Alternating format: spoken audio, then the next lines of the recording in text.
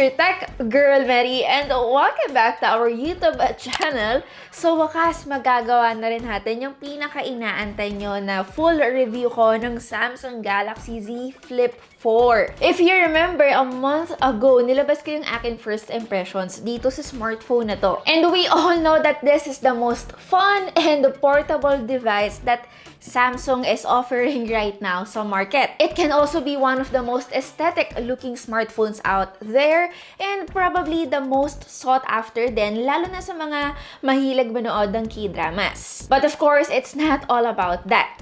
Kahit na marami akong nagustuhan dito sa device na to the past few days, may mga bagay din akong hindi nagustuhan sa kanya. So yes, mahahati yung video natin sa dalawa. Isang what do I like about the Samsung Galaxy Z Flip 4 and the other one is what I don't like dito sa Samsung Galaxy Z Flip 4. So let's start with the things that I do like about this device. Una-una is of course the size, design, and durability. The Samsung Galaxy Z Flip 4 has 4 available colors. We have the pink gold, ito yung hawak natin ngayon.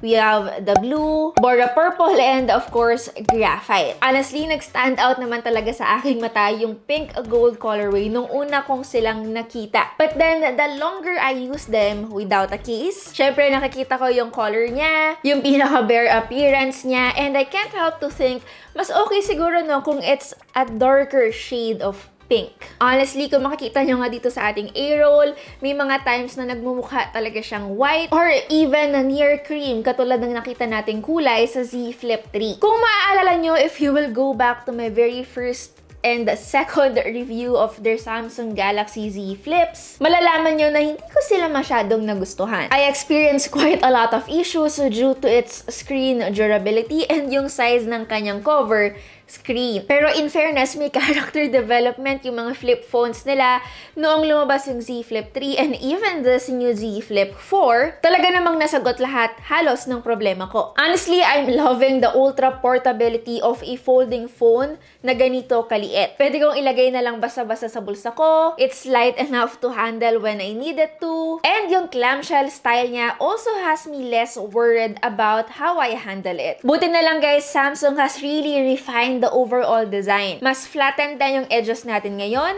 and mas properly grippy na rin sila. Tsaka kung mapapansin nyo, if you will go to the Samsung stores, yung mga bagong hinge nila is stiff now, but of course, without it being difficult. So kapag binubuksan and kinu-close natin yung device, hindi siya nakakainis compared to other foldable device. Tsaka yung width din ng device, when opened, perfect din siya sa kamay ko. And what I really like about Z Flip 4 is the variation of cases that we can buy for it. Good thing Casetify sent us a bunch of cases that I can try for my Z Flip 4. So yup, shout out to Casetify guys for sponsoring this part of today's video. Finally, mapapakita ko na rin sa inyo itong new cases that Casetify released for the Samsung Galaxy Z Flip 4. All of these cases na nakikita nyo is now powered by EcoShock. Even with these cases guys, they are very slim yet protective. I also like the fact na yung mga impact cases nila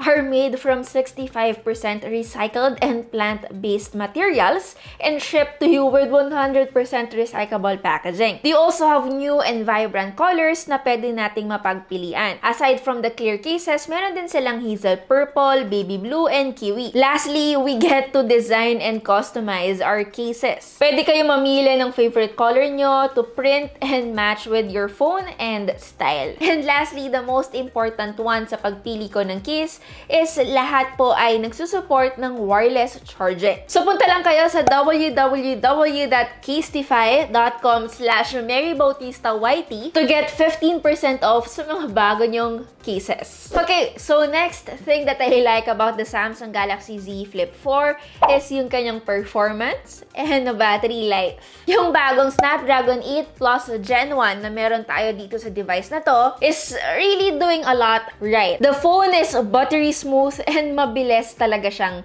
gamitin. Not only that, you have plenty of RAM which is 8GB. Meron din kayong 120Hz display na talaga namang napakaganda no matter what content you use on your screen. Now, when it comes to efficiency, you have to remember guys na meron lang siyang 3,700 mAh. Of course, of battery capacity. Sure, that is bigger than last year, but of course, still smaller compared sa other flagship phones na nasa same price segment niya. I think the only phone from Samsung that doesn't have 4,000 mAh pataas na battery is yung kanilang Samsung Galaxy S22 na 3,700 mAh lang din ang meron. Pero alam nyo, naramdaman ko yung battery change na meron tayo before sa Z Flip 3 na ngayon ay nagbago na sa Z Flip 4. Pero syempre, if you are coming from a non-foldable device, then definitely the battery life of the Z Flip 4 is a compromise. Hindi mo maiiwasan syempre na ma-compare yung Z Flip 4 mo doon sa luma mong Android device na ginagamit na may longer battery life. But then of course, since in my position, I am comparing the 4 doon sa kanyang predecessor na Z Flip 3, I am definitely getting more hours of usage after a single charge. It's not a game changer, but it's definitely worth noting. Next is of course the cover screen camera experience. Alam naman nating lahat na isa sa mga task na pwede nating gawin dito sa kanyang pinaka-cover screen is to access the camera. You will definitely get some of the best selfies that you can with the device by using the main camera. And hindi lang ito, you can also take selfies with the ultra-wide sensor. So kung ang cover screen nyo ay naka-horizontal, you get a vertical photo or video. And when the cover screen is vertical, you get horizontal image or video naman. So totoo lang, yung cover screen camera is one of my favorite features dito sa Z Flip 4. It's definitely a unique way to take photos and really gives you some of the best selfies you can get. And isa pa, having a proper ultra-wide camera guys that lets you take group selfies, sobrang panalo kasi kahit na 5 or 10 kayo sa isang shot, kasyang-kasya. So last but not the least, the flex mode. Itong part na to, medyo alanganin ako actually, pero nilagay ko pa rin siya sa part na nagustuhan ko since it is one of the key features rin naman nung device. Yung tinatawag na flex mode guys, ito yung kapag finold mo yung inyong device at a 90-degree angle, may mga certain applications na optimized for it. Halimbawa, yung camera application. Yung viewfinder natin will be in the top half of the display and then yung controls naman niya is on the bottom. The same thing goes with applications like Google Duo na kung saan you will see your video on top of the screen and yung controls naman niya ay nasa bottom. I think YouTube is also optimized for this one and some applications pa na I think it's not that usable for me. Again, it's a nifty, nice feature pero still not practical enough para lang naman sa akin. Kasi halimbawa na lang if I am on my phone and I'm on a video call, it's probably because I'm outdoors. And alam naman natin na kapag ginawa natin yung flex mode, it will be in an awkward angle. Alam naman natin lahat that cameras should be eye level. Isa pa, most applications I use don't support flex mode yet. And that's probably the biggest reason then why I won't use it in the future. Lalong-lalo na sa mga bumibili rin ng Z Flip phones nila, lalo na itong recent one, I'm pretty sure not everyone is aware na may ganitong feature ang Samsung. Kung malaman man nila, probably iilan lang din ang magbe-benefit dito. Now, what do I not like about the Samsung Galaxy Z Flip 4? I actually also have 4. Unang-una, the form factor is not for everyone. Halimbawa na lang guys, if ever you are eating on your other hand, like dito, like for example, hotdog. O diba sa lahat ng pagkain na naisip ko, hotdog talaga. And then, of course, you're eating and then you needed to get your phone from your pocket because you feel like taking a photo of your hotdog or you feel like posting a story on your Instagram. I can tell you guys na you will encounter minor problems lang naman, ano. This is because when using the Z Flip 4, you'll need 2 hands talaga to open the device. Actually, may ilan na kayang buksan siya in one hand, which is hindi ako parte ng grupo na yon dahil hindi ko kaya. And honestly, I don't wanna risk dropping this device. Kaya naman, yes, I need 2 hands to open it.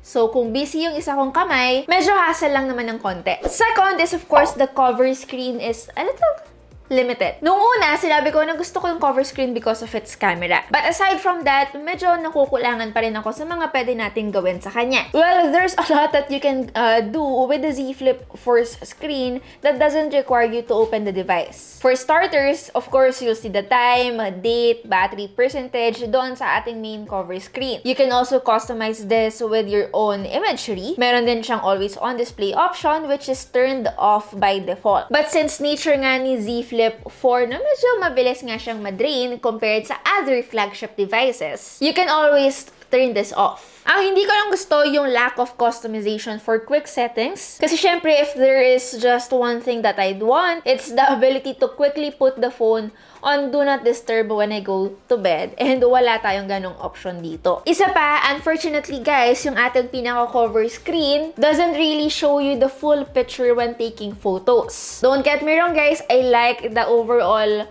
factor na pwede nga tayong mag-take ng selfies using the rear cameras. But then again, framing can be somewhat difficult and the final shot often includes a lot of extra space you might not have wanted. So yes, ito, sanayan na lang ito and eventually, I think you'll have to get used to it. Okay, so sunod na hindi ko masyadong nagustuhan dito sa Z Flip 4 is yung camera performance niya. Samsung has the same dual camera na merong 12 megapixels main and 12 megapixels ultra-wide. And since may bago tayong chipset inside, mai-improve ng kahit konti yung ating photos kahit na hindi naman nataasan yung ating megapixels. Enough ba yun?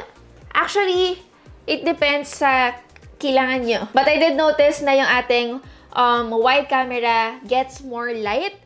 Kaya naman yung mga night shots natin ay mas maganda as compared to the Z Flip 3. Ang hindi ko lang nagustuhan is yung zoom camera niya na medyo may limitations. Since it is a flagship device, kinda sad na wala tayong dedicated telephoto lens sa kanya. Yung main sensor niya doesn't have high enough resolution for any decent digital zooming na pwede natin gawin. Lalong-lalo na if sanay kayo sa flagship quality ng iPhones or even ng recent Samsung Galaxy S22 Plus nila. So yes, just to set your expectations, the cameras of the Z Flip 4 are good but not the best.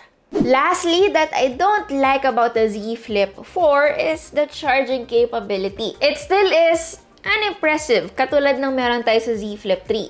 Siyempre, unang-una, the fact that we don't have a power brick inside the box, but then I tend to not include this since most people who pre-ordered naman gets a free Samsung power brick. Etong phone na to, it can only charge at 25 watts wired. But again, it's not really that fast. For around 30 minutes, we can only get 50% of battery juice. And honestly guys, medyo may kabagalan yon. Considering din naman na hindi gaanong kalakihan yung battery capacity ng phone na to. So yeah, sana ma-improve ito no, sa susunod nila na Samsung Galaxy Z Flip device. So ito lang naman yung ma-advise ko sa inyo. If you're currently using a Z Flip 3, I wouldn't suggest immediately na mag-upgrade kayo. Now, if you have the original Flip or the Flip 5G, I do think upgrading is worth it. You get more robust build and water resistance, a bigger battery, and of course, a larger cover screen. So yeah, Samsung Galaxy Z Flip 4 is probably the most interesting phone out there. But of course, this statement is still very subjective. And yes, there is something really fun talaga about unfolding and folding this device. May mga new things tayo na hindi natin kayang gawin sa ibang regular Android devices. Katulad ng pagtitake ng photos in unusual angles, flex mode, and of course, the compact form factor.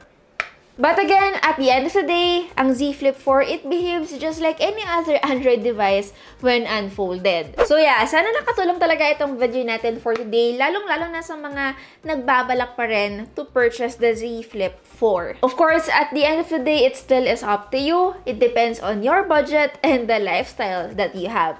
Again, it's your tech girl Mary, and see you in our next video. Bye guys!